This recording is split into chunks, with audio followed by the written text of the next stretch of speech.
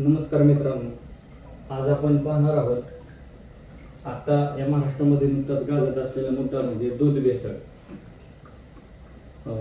आपल्या महाराष्ट्र राज्याचे महाराष्ट्र अन्न व औषध प्रशासनाचे आयुक्त तुकाराम मुंढे यांनी जो आता दूध भेसळवर कारवायांचा धडाका लावलेला आहे, त्यामुळे आपल्या समोर आता दूध भेसळ म्हणजे नेमकं काय आणि त्या बाबतीत अनेक प्रश्न आपल्या मनामध्ये निर्माण झाले आहेत. त्याच बाबतीत आपण आज आपल्या या व्हिडिओमध्ये पाहणार आहोत. तर सगळ्यात प्रथम दुधात आपण काय काय भेसळ केलं जातं आणि त्याच्या कायदेशीर तरतुदी काय आहेत ते पाहणार आहोत. तर सगळ्यात पहिल्यांदा दुधामध्ये एक पाणी मिसळलं जातं. त्यानंतर दुधामध्ये पीठ म्हणजे तांदूळाचं पीठ, बटाट्याचं आणि कॉर्न स्टार्च. तर हे जे पीठ आहे हे पीठ दुधामध्ये मिसळल्यानंतर त्या दुधाला असा घट्टपणा येतो, त्यासाठी ते मिसळतात. आणि हे जर तुम्हाला पकडायचं असेल तर त्याला आयोडीनची टेस्ट केली जाते, त्या टेस्टने ते पकडलं जातं. त्यानंतर दुधामध्ये युरिया मिसळला जातो. हा युरिया कशासाठी मिसळला जातो तर त्या दुधामध्ये त्याची फॅट वाढते, म्हणजे त्यामध्ये प्रोटीन जास्त आहे त्या दुधात असं ते दाखवतं युरियामुळे. तसेच हायड्रोजन पेरॉक्साईड, हे हायड्रोजन पेरॉक्साईड जे आहे हे ह्याच्यामुळे काय होतं, जे दूध आहे ते लवकर खराब होत नाही आणि ते खराब होऊ नये म्हणून हे वापरलं जातं. तर हे जे हायड्रोजन पेरॉक्साईड आहे हे आपल्या जर पोटात गेलं तर त्यामुळे आपल्या असं पोटाला जळजळ, पोटाचे विकार आणि पोटात जळजळ होणे अशा प्रकारचा आपल्याला त्रास होतो. सध्याच्या काळात जर आपण बघितले तर अनेक लोक असे आहेत बघा की ते म्हणतात आम्ही कुठलंच व्यसन करत नाही किंवा काहीच करत नाही, परंतु मला कॅन्सर सारखा आजार झाला. हा कॅन्सर सारखा आजार होण्यामागची ही जी आपल्या महाराष्ट्राच्या किंवा भारताच्या बाजारामध्ये अन्न भेसळीचं जी भेसळीमध्ये जे केमिकल वापरलं जातं यामुळेच आपल्याला ती अशा आजार होतात. म्हणजेच अशा भेसळीमुळं स्लो पॉयझनिंगचं काम आपल्या शरीरात केलं जातं.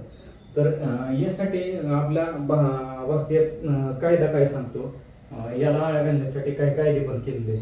तर सगळ्यात पहिल्यांदा food safety and standard act या कायद्यामधला सेक्शन जो 59 आहे तो 59 कशासाठी तर जर एखाद्याने दुधात भेसळ केली तर त्याला 1 लाख रुपयापर्यंत दंड आणि 6 महिन्याची शिक्षा किंवा 1 वर्षापर्यंत तुरुंग कारावासाची शिक्षा होते. तसंच यातला सेक्शन 60 जो आहे तो भेसळीमुळे, या अन्न भेसळीमुळे, अन्न भेसळीचं अन्न जर एखाद्याने खाल्लं आणि तो आजारी पडला तर त्याला दंड आणि 3 वर्षापर्यंत शिक्षा होऊ शकते.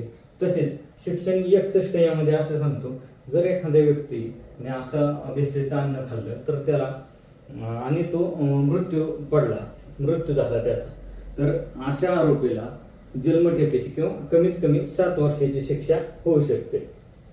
तसेच भारतीय न्याय संहिता जो आहे त्यामध्ये सेक्शन 274 असं सांगतो की भेसळीचं अन्न साठवणे, जर भेसळ केलेलं अन्न एखाद्याने साठवलं तर त्याला 6 महिन्यापर्यंत शिक्षा आणि 5,000 रुपयापर्यंत दंड होऊ शकतो. तसेच सेक्शन 275 काय सांगतो, अन्न किंवा पेय जर विषारी अन्न मिसळून विकलं तर त्याला 3 वर्षापर्यंत शिक्षा किंवा आणि दंड होऊ शकतो. तर ह्याच्या आपण शिक्षा बघितली, यामध्ये एकच, जर विषारी अन्न खाल्ल्यानंतर जर मृत्यू झाला तर त्याला 7 वर्ष किंवा जन्मठेप होऊ शकते. म्हणजे अन्न भेसळीविषयी जे आपले कायदे आहेत ते जरा थोडे कमी सिरियसनेस असलेले कायदे आहेत. परंतु आजच तुकाराम मुंढेंनी जे जाहीर केले की जर गोवा गुटखा कोणी विकला तर मोका अंतर्गत त्याच्यावर कारवाई केली जाईल. म्हणजेच जे तुकाराम मुंढे साहेब करतात, आपल्याला जर हे भेसळ रोखायचे असेल तर आपल्याला या तुकाराम मुंढेंच्या या शेतकऱ्यांनी व जनसामान्य लोकांनी तुकाराम मुंढेंच्या मागे उभं राहिलं पाहिजे की त्यांची या खात्यातून बदली होऊ नये म्हणून. धन्यवाद.